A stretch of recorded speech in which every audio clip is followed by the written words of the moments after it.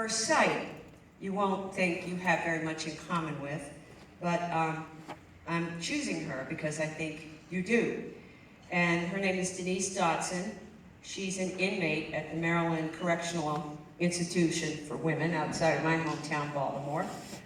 And she's currently a student in a program that Goucher College has, which is to offer college education to incarcerated people. And this is from my current play, Notes from the Field, which is mostly about kids who can't get through school and end up incarcerated. But this is called That Was It and That Was All. I'm going to read only a small portion of the monologue, about a half of it, and then I'll tell you why I chose it. So it's word for word from a recorded interview.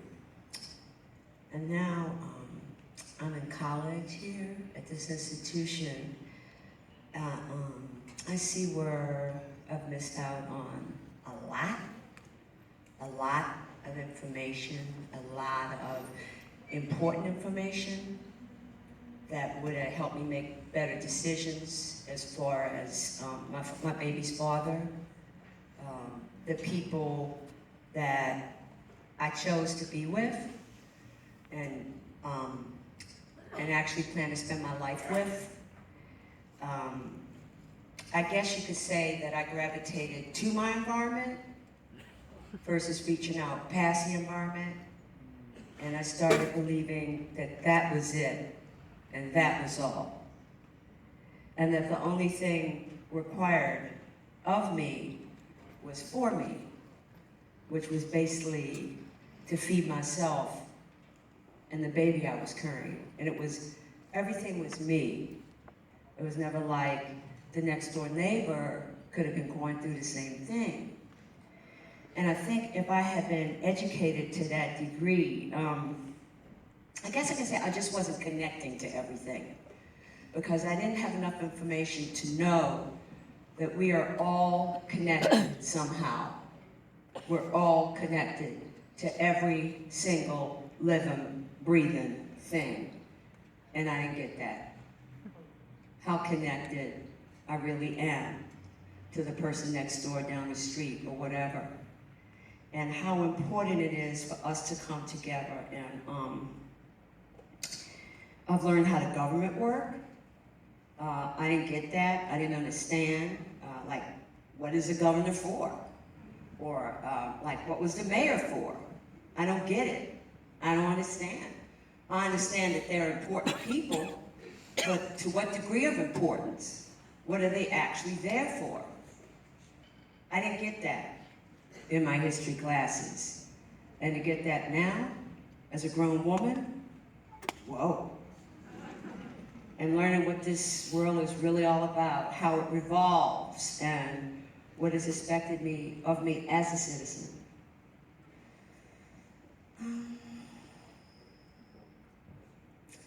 To come together as a unit,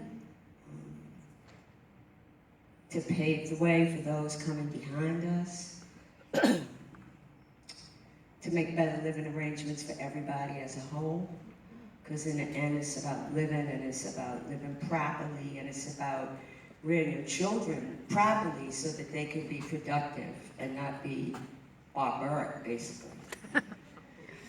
I have 6 children. I had 6 children, now I have 5. One of them died since I've been in here. The oldest being 34, the youngest being 21. I had my youngest child when I was in the Baltimore Detention Center. I've been here 23 years. Well, my boyfriend, my former boyfriend, because we weren't together at the time, shot and killed a guy who tried to rape me. Well, they didn't consider it accomplice. I got the same charges he did. Wow. First-degree murder. I think it's fair.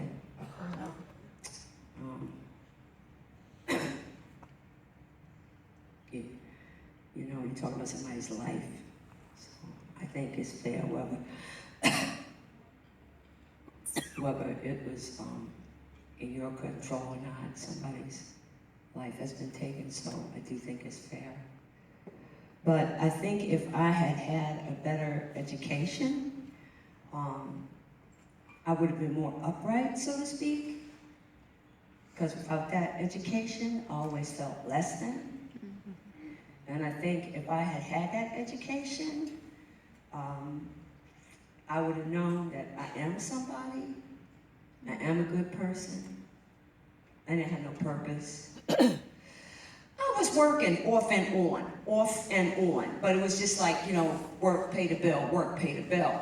And I'm not happy if I don't have a purpose, but now that I've been raising dogs here at this institution and teaching them to go and help people who have disabilities, it's my way of expressing love to people who really need somebody or something, because it's a lot of people out here who, you know,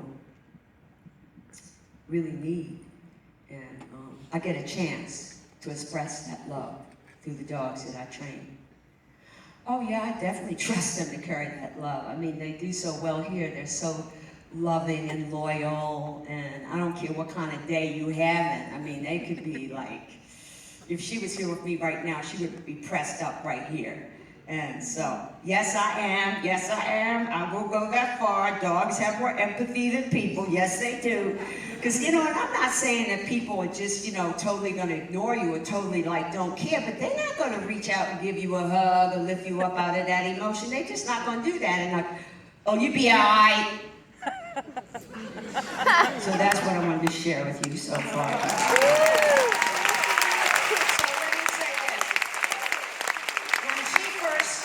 Talking about not knowing how connected she was to the person down the street, around or next door. It seems to me that none of us are doing all that we can to make that stretch, that reach towards a stranger, to extend a radical hospitality to someone who is metaphorically next door, down the street, or whatever. And we're free to make those connections and not believe that what is right here with us, that was it and that was all. We don't need to have a dog carry our love for us, for people who need that love. We are free to carry that love. And I think the more free we feel about doing that, the more we tap into joy. So carry the love.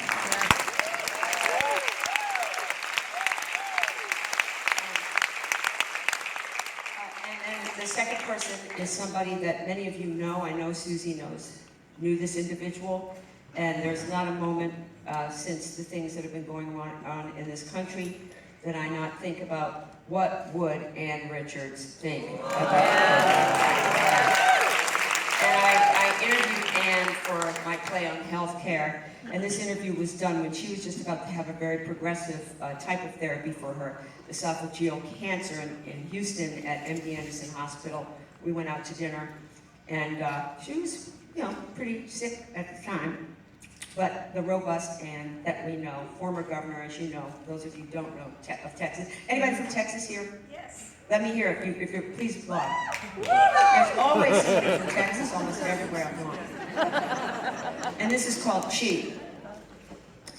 Well, let's talk about something else, Anna, that I think is really important to say to you.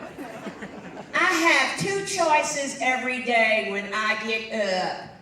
I can feel good or I can feel bad. And a whole lot of what I feel is in my brain. So if I tell myself it's going to be a great day, and I know live one day at a time by now, then it's a better day. But if I tell I am not going to buy into a sickness life. So when I get up in the morning, I say to myself, it's going to be a good day. And even when it isn't, it's better. Because I am conscious that what I think has a whole lot to do with what I feel. My daughter Ellen has managed this whole thing for me so that I don't have to use up my chi doing that. Well, that's what it is. That's your light. That's your life force. And you have to have every ounce of but to fight this physical thing that you have. I go to this woman, and she does what's called energy work with me. Isn't it wonderful? And I was telling her that I'd had a hell of a day. A guy came in and just had to see me that day, just a friend, but he wanted some advice, and it couldn't wait. And then, too, there is something about being indomitable, you know. Anyway, and then another guy came up, and he was there. And then I had to go all the hell the way to the north of town to do something.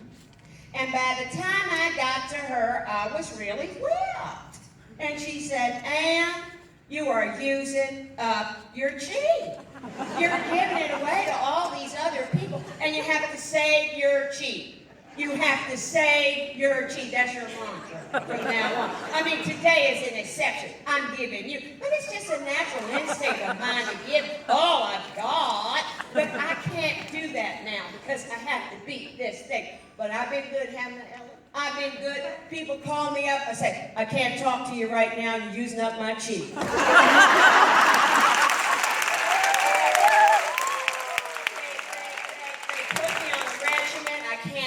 Hands, I can't hug people, I can't do all the things I did to be done. I just can't do it. I just say to people, I'm so sorry I can't shake your hand, I'm on chemotherapy.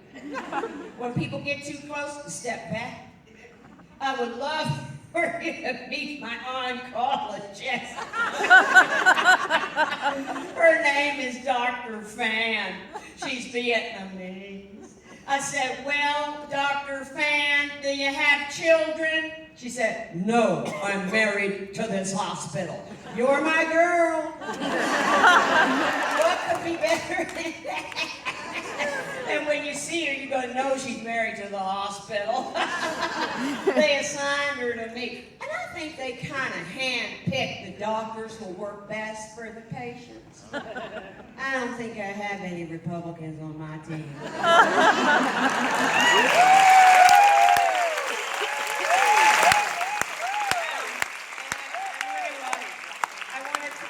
Conclude with some hope. I know that everybody expects that from artists. I do like it that Cornel West once told me that, you know, hope and optimism are different. You know, optimism, you kind of look at the evidence and you go, yeah, everything's looking pretty good out there. Things are going to be better. He said, hope looks at the evidence and goes, it doesn't look good at all. It doesn't look good at all. But I'm going to make a leap of faith. Go beyond the evidence to create new possibilities based on visions that become contagious to allow us to engage in heroic actions, always against the odds. And that's what's been happening today, those visions. And I'm taking off my pink shoes of the obligatory pink, because even though this person that I'm going to conclude with is probably a kind of a feminist, I don't think he would wear pink shoes. And I know he would not wear red socks. So I'm going to end with something I call Brother, and this is John Lewis.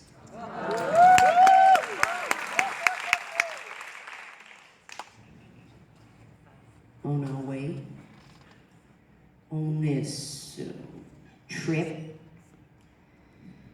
that we've been taking for the past members of Congress, 13 years.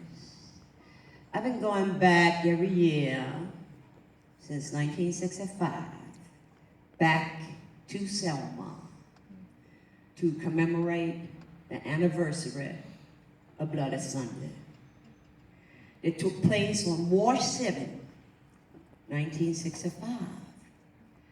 But we usually stop in Birmingham for a day, and then we go to Montgomery for a day. And then we go to Selma. But on this trip to Montgomery, we stop at